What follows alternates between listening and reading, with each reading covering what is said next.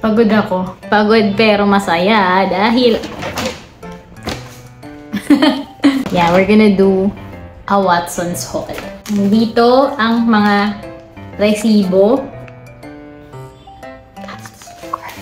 Anyway, ano na lang yung makuha kong yun na yun. So, unahin na natin to. Ipapamigay ko to dun sa bibisitahin kong friend na kakapanganak lang. So, medyo sulit naman to dahil less than 1K lang siya. Tapos 3 ng bote, diba? Sulit. Ito, I am in search for a good primer. Lalo kapag may salitang poreless, filter, blur, covers, imperfection. Yung mga ganyan, sis, bibiling ko yan agad. Di mo na kailangan ibenta sa akin. So, bumili ako ng 2 primer.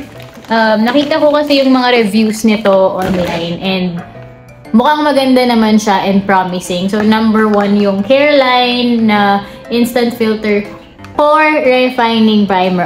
Dahil naghuhumiyaw ang mga pores natin sa buhay. And this is 285 pesos. Nung ini-swatch ko siya, medyo silicone yung texture nito. And sabi dito, it is infused with salicylic acid and tea tree oil which prevents acne. Hindi naman ako acne prone. Hindi na, at least, before nung medyo bata-bata ako. But, it all changed. Charis. Meron pa akong isang primer. Asa na yun? Ay, ito. So, ito din. Madami akong nakitang magandang reviews about it. This is the BLK Soft Blur Primer. And ito medyo pricey. Sige na, hayaan mo na. Minsan lang tayo hindi minsan, girl. Wag mo akong once a quarter. So, ayan. Soft Blur Primer. Meron na siyang SPF 35 PA++. Ayan. Ito ay, magkano nga to? 599 pesos. Girl, lang gigigil ako sa'yo. Sabi dito, it's a next level primer for all. This universal sunscreen primer, wag kang sana may sunscreen siya, okay lang na mahal. Justification. Yan, this universal sunscreen primer features Solavil. Ano ba yung Solavil? Micro technology that delivers tone adapting protection. And yes, nung in-swatch ko siya sa kamay ko, magkaiba yung texture niya eh. Ito yung, yes, more of like sunscreen yung texture niya. Tsaka maganda siya nung in-swatch ko siya sa palm ko. Talagang tone adapting siya. Tignan natin kung totoo tong weightless, long-lasting, it mattifies, unifies the skin, blurs visible blemishes, leaves a fresh, poreless base for makeup. We shall try it. I shall update you soon. And of course, hindi mawawala ang buy one, take one na wet wipes. Hindi ko alam kung magkano to actually. Ito na ba yung resibo? So, itong dalawa, which is 6 pieces, it costs 119 pesos. Next! Ang saya niya. Ito, alam niyo na to. This is a staple in my makeup kit. Nakailang bote na ako nito. Mas prefer ko to kaysa dun sa mattifying primer kasi nga, I have a dry skin. So, mas prefer ko tong Radiant fix spray nila. And this is around... Ang mahal na nito! O ganito ba talaga yung presyo niya dati? Hindi ko lang namamalaya. 849 pesos, girl! Sinasabi ko sa'yo, kaya magtrabaho ka, dami mong gastos. Next! Ito, sabi ko sa inyo, basta may blur siya sa pangalan. Hindi mo na kailangan ibenta sa akin, sis. Bumili ka pa ng dami-dami mong powder, tsaka foundation. So, ito yung sa BLK Cosmetics Soft Blur Powder Foundation. Kaya ako to... Blue naman! Going back. Kaya ako to binili kasi when I swatched it, kakaiba yung texture niya. Sobrang fine niya. Tapos nung ginanong ko siya sa kamay ko, girl, nawala lahat ng lines ko, sis. So, naintriga ako. Gusto ko siya i-try sa mukha. So, I shall update you again soon. Hindi ko to kailangan, pero binili ko lang. Anything na may tint, guys. Alam nyo yan. Basta tint, bibiling ko din yan. Kahit di mo na ibenta sa akin. Alam mo, ang bilis ko mabudol. Minsan, ako talaga, dapat hindi ako kumakausap ng mga sales lady. Nanggigigil din talaga ako. Si ate kasi, iniswatch niya to sa akin. And, girl, maganda siya. Hindi ako mahilig sa glossy na tints. Pero ang ganda nito. Try nga natin. Nanggigigil ako sa inyo. Ano ba ito? Brand to? Kuko? Kuko? Kuko. Curated colors. Yun naman pala kasi. Curated colors. Oo.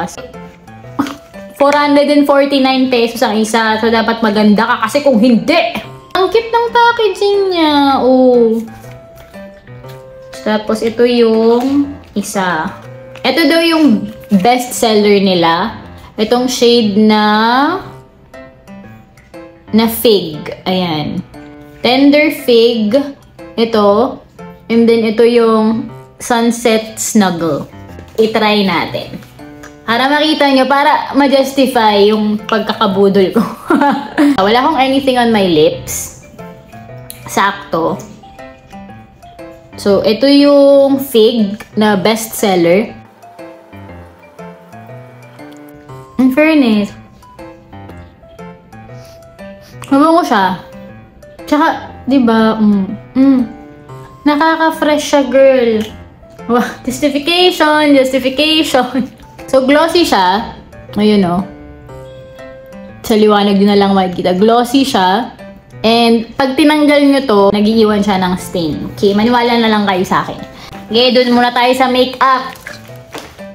Ito, binili ko to kasi nga, nakita ko yung reviews online and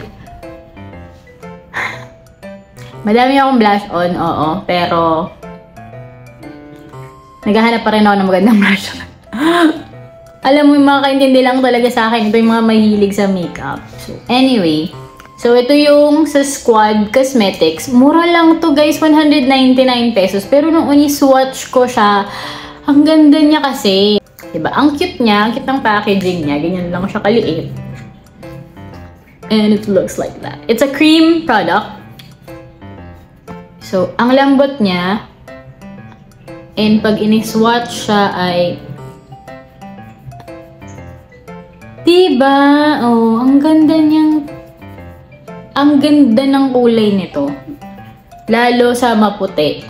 Para kang, alam mo yung, ang fresh mo, yung ang blooming mo, yung parang hindi ka nahihirapan sa buhay, parang hindi ka dumaan sa nakakaiyak na season, yung wasak ka, yung umiiyak ka every, anyway,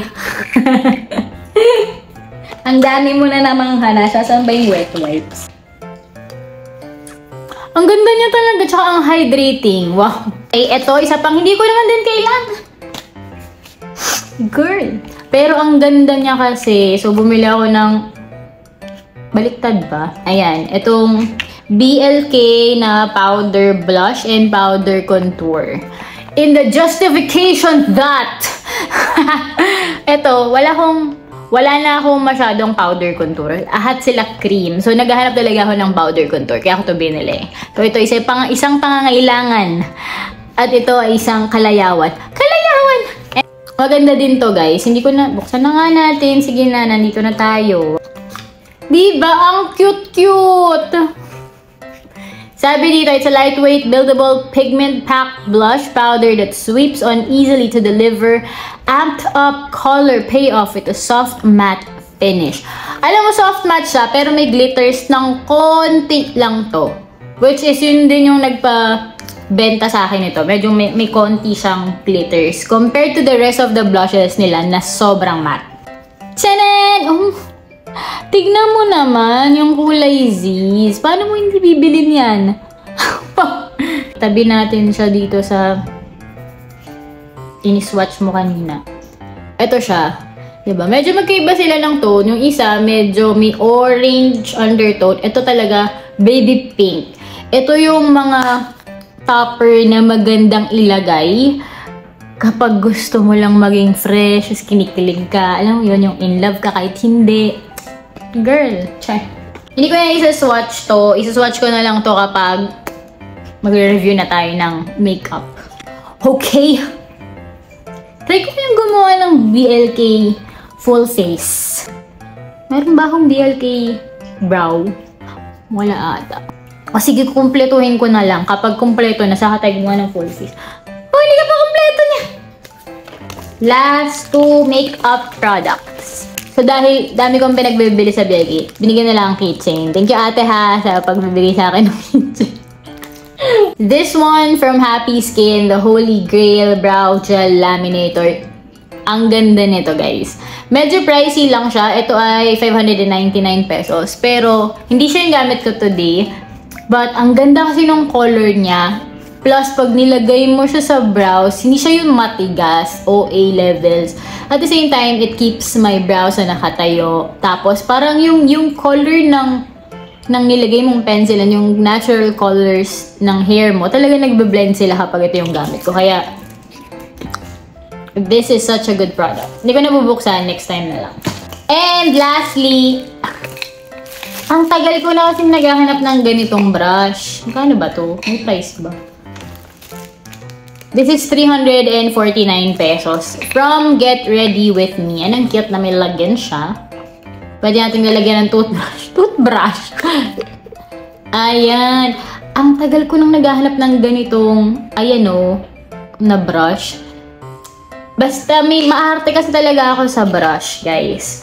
Meron akong hinahanap na, alam mo yung fluffy siya, at the same time, medyo compacted siya. Eh, nito yun. Ayan o, nung hinawakan ko pa lang siya eh, parang, this is it. This is what I need in my life. Ang ganda nito sa creams, saka sa blush on. I can see myself using this forever. Wah! Ganda, diba? Ang ganda. Wala pa nga, OA. OA ka, girl. OA. Konti na lang. Konti na lang. Konti na lang. And of course, lagi ko itong binibili sa Watsons kasi kailangan ko ng easy na pack ng tissue na pwedeng ilagay sa bag. Sa maliliit kong bag. And dahil mag-overnight ako sa weekend, bumili ako ng maliit na Milk Poo and ng Kiffy Wash. Kiffy Wash. And dahil ubos na ang ating sunscreen, bumili na rin ako nitong favorite ko na sunscreen. Nakailang bote na ako nito, guys. And totoong walang white cast to, lightweight, non-greasy.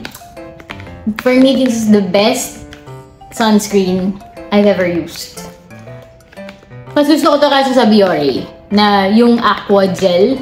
Mas gusto ko to. And then, facial scrub. Alam mo, sadly, wala na yung daily scrub nila. Meron kayo silang dalawang variants nito eh, na parehong apricot. Yung isa yung pwede mong gamitin everyday. Titignan mo lang sa instructions. Kapag walang nakalagay na 2 to 3 times a week or 3 to 4 times a week, ayun yung daily scrub nila. Pero wala na. Why? So, ito na lang. 3 to 4 times a week mo lang gagamitin to. So, para matanggal yung mga blackheads, whiteheads, dead skin cells. Magsascrub tayo, zizzed. Siyempre, baby oil, pantanggal ng mga makeup. Ubos na, diba? So, that ends my Watsons haul. Thank you for watching. And please lang, para nyo ng awa, mag-subscribe naman kayo. Oh, nagpakaawa na. Just subscribe and like, share if you want. And see you again on my next one. Bye! Diba, ang ganda talaga nung lip balm. Lip balm ba to? Lip tint. Pagbigyan niya na ako. Gina-justify ko yung 500 pesos na binili ko.